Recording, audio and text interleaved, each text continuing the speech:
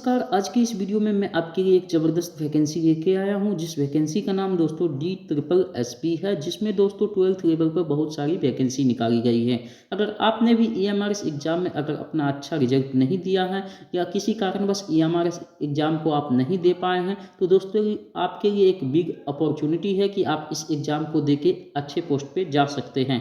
तो चलिए दोस्तों जानते हैं कि इस विभाग में कौन कौन सी वैकेंसी निकाली गई हैं। तो सबसे पहले दोस्तों इसमें 12th लेवल पर stenographer, assistant stenographer, junior assistant stenographer, assistant grade 1 की पोस्ट निकाली गई है। तो ये दोस्तों वैकेंसी कब से स्टार्ट होने जा रही है? तो दोस्तों ये वैकेंसी की ओपनिंग डेट दोस्तों जब आप अप्लाई कर सकते हो, वो अप्लाई डेट दोस्तों 9 जनवरी 2024 है। जबकि इसके दोस्तों क्लोजिंग डेट की बात की जाए तो 7 फरवरी 2024 को 12 बजे PM तक ये क्लोज हो जाएगी।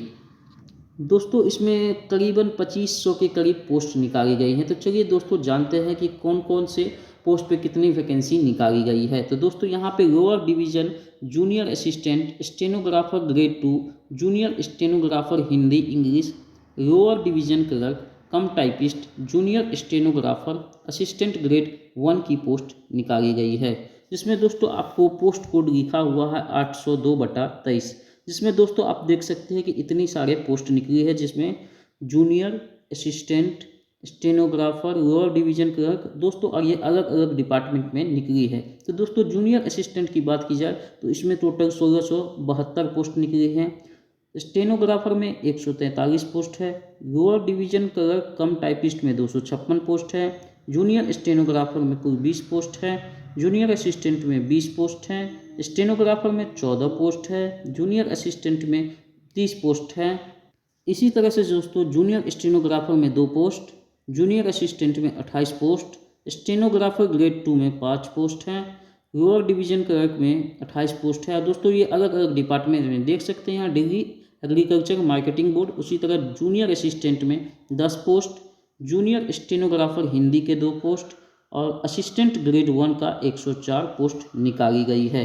और ये दोस्तों फॉर्म भरने की लास्ट डेट दोस्तों आप देख सकते हैं कि 7 फरवरी 2024 तक है।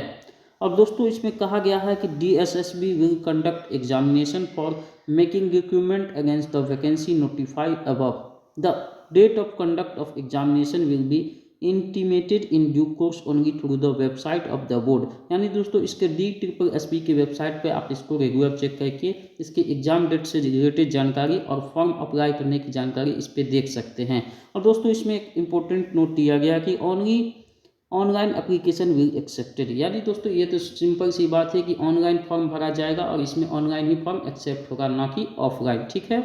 नेक्स्ट में दोस्तों इसके पोस्ट की डिटेल में बात की जाए तो पहला पोस्ट दोस्तों इसमें है name of post junior assistant, जो कि ग्रेड 4 का जॉब है। और जिसमें दोस्तों ये किस डिपार्टमेंट में निकाली गई वैकेंसी है, तो सर्विस डिपार्टमेंट पे ये वैकेंसी निकाली गई, जिसका पोस्ट कोड 802/23 है।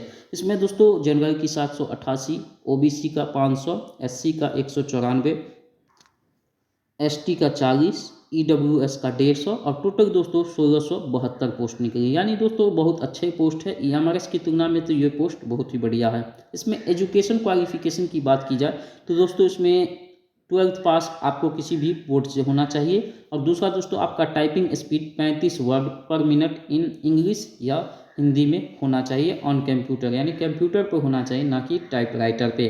तो दोस्तों टाइपिंग आप बाद में सीख सकते हैं। उसके बाद दोस्तों कोई भी आपका अन्य एसेंशियल क्वालिफिकेशन नहीं मांगा गया, जिसमें दोस्तों सकते हैं डिजायरेबल नील, एसेंशियल नील और कुछ भी एक्सपीरियंस एक्स्ट्रा नहीं मांगा गया है। तो दोस्तों थर्ड पॉइंट की बात करते हैं, जो कि दोस्तों पे स्केल यानी सैलरी कितनी मिलेगी। तो दोस्तों ये लेवल 2 का पोस्ट है, जो कि ग्रुप C के अंतर्गत आता है और यह एक नॉन गेजेटेड पोस्ट है, जिसमें दोस्तों आपको बेसिक पे 19,900 से 63,200 के अप्रॉक्स में सैलरी मिलेगी। दोस्तों इसके लिए किस उम्र के लोग अप्लाई कर सकते हैं, तो एज लिमिट की बात की जाए तो इसमें दोस्तों आपका उम्र 18 से 27 साल के बीच है, तो आप इस पोस्ट के लिए अप्लाई कर सकते हैं। उसी तरह दोस्तों दूसरा पोस्ट है स्टेनोग्राफर का, जो कि दोस्तों सर्विस डिपार्टमेंट में निकला है। इसमें भी दोस्तों आप देख सकते हैं कि पूरा डिटेल में बताया गया कि किस पोस्ट में यानी कौन सी कैटेगरी में कितने व्यक्ति का सीट रिजर्व है।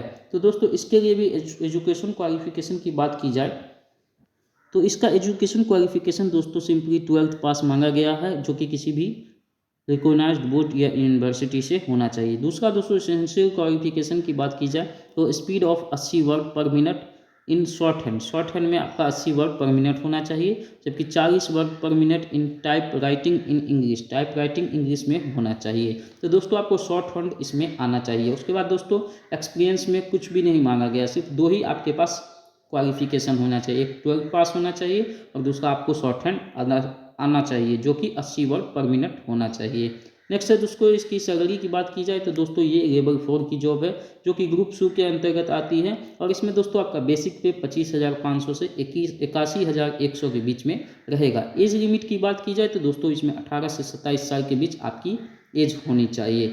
नेक्स्ट दोस्तों है तीसरा नंबर पोस्ट, जिसमें दोस्तों lower division clerk come typist English in Hindi, और ये दोस्तों वैकेंसी आपका Delhi urban shelter improvement board में निकाली गई है, जिसमें दोस्तों आप देख सकते हैं कि वैकेंसी की संख्या किस प्रकार है। तो दोस्तों हम डायरेक्ट इसके एजुकेशन क्वालिफिकेशन की बात करें तो दोस्तों आपको 12th पास मांगा गया है। उसका दूसरा में दोस्तों आपको टाइपिंग स्पीड ऑफ 35 वर्ड पर मिनट इन इंग्लिश और हिंदी दोनों में से किसी में आपका हो सकता है। उसके बाद एक्सपीरियंस कुछ भी नहीं मांगा गया है। चौथा दोस्तों इसमें सैलरी की बात की जाए तो आपका बेसिक पे इसमें भी दोस्तों लेवल 2 का रहेगा और ये ग्रुप सी का पोस्ट है। इसमें दोस्तों एज लिमिट की बात की जाए तो आपको 18 से 27 साल के बीच इसमें आपका एज होना चाहिए।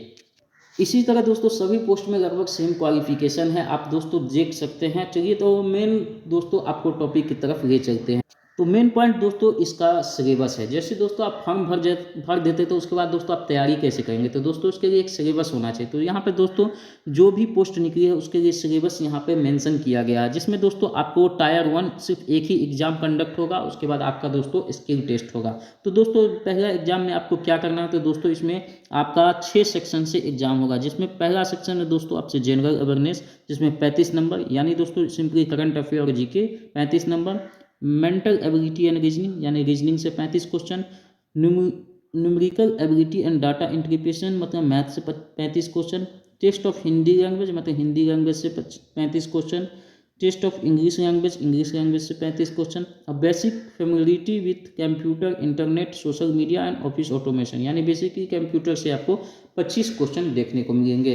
तो दोस्तों ये था मेन इसका सिलेबस, तो आपको इसी के अकॉर्डिंग तैयारी करनी है। और दोस्तों ये एग्जाम कितने टाइम के लिए होगा, तो दोस्तों ये 2 घंटे का ड्यूरेशन इस एग्जाम में आपको मिलेगा और टोटल दोस्तों इसमें 200 क्वेश्चन है। उसके बाद दोस्तों लिखा गया है कि the question in the examination will B bilingual, यानी हिंदी और इंग्लिश में दोनों में आपको इस एग्जाम में क्वेश्चन देखने को मिलेंगे। उसके बाद दोस्तों सेकेंड पॉइंट में कहा गया है कि DSSB reserve the right to change amend the examination scheme, यानी DSSB के पास राइट है कि कुछ भी अगर उसमें सुधार करना है तो वो अपने मर्जी के हिसाब से, यानी जो आवश्यकता पड़े उसके हिसाब से सुधार कर सकती है। नेक्स्ट में बताया गया दोस्तों the minimum qualifying marks for the written examination is given at sub para if पारा 6 बिलो, यानी जो मिनिमम इसका क्वालिफाइंग मार्क्स है उसके हिसाब से आपको लाना पड़ेगा। There is a no provision of re evaluation री चेकिंग ऑफ आंसर शीट, यानी आप में इसमें कोई प्रोविजन नहीं कि दोबारा से आपका आंसर कॉपी चेक किया जाए। नेक्स्ट है दोस्तों the DSSB reserve the right to cancel withdrawal delete any question, उसके पास राइट है कि वो किसी भी क्वेश्चन को डिलीट कर सकता है। Question from the question paper and the marks scored shall be prorated out of maximum marks, जो मैक्सिमम मार्क्स है वो दिए जाएंगे। Negative marking will be applicable, यानी इस एग्जाम में आपको दोस्तों निगेटिव मार्किंग दिखने को मिलेगा, जिसमें आपको 1/4 निगेटिव मार्किंग है, यानी 0.25 मार्क्स आपका अगर 4 क्वेश्चन गलत होता है तो उसमें से कट हो जाएगा। नेक्स्ट है दोस्तों skill test endurance test will be taken as requirement of job, यानी जॉब के रिक्वायरमेंट के हिसाब से आपका इसमें स्किल टेस्ट देखने को मिलेगा। पॉइंट है दोस्तों एज के बारे में, तो किस उम्र के यानी किस कैटेगरी के लोगों को कितने साल का एज रिलैक्सेशन इसमें दिया गया है। तो दोस्तों अगर आप SC या ST के कैटेगरी से आते हैं तो आपको 5 साल की छूट दी गई है। OBC से आते हैं तो 3 साल की छूट दी गई है, जबकि PWD UR या EWS से आते हैं तो 10 साल की छूट दी गई है। PWD SC ST से आते हैं तो 15 साल की छूट दी गई है, जबकि PW या OBC से आते हैं तो 13 साल की छूट दी गई है। तो ये दोस्तों उम्र से संबंधित जानकारी है। इस नोटिफिकेशन में यही इंपॉर्टेंट पॉइंट सब थे जो मैंने आपको दोस्तों बता दिया है। तो उम्मीद करता हूँ कि ये सारे पॉइंट और टॉपिक क्लियर हो गए होंगे। तो मिलते हैं नेक्स्ट वीडियो में इसी से रिलेटेड जानकारी के साथ। तब तक के लिए धन्यवाद।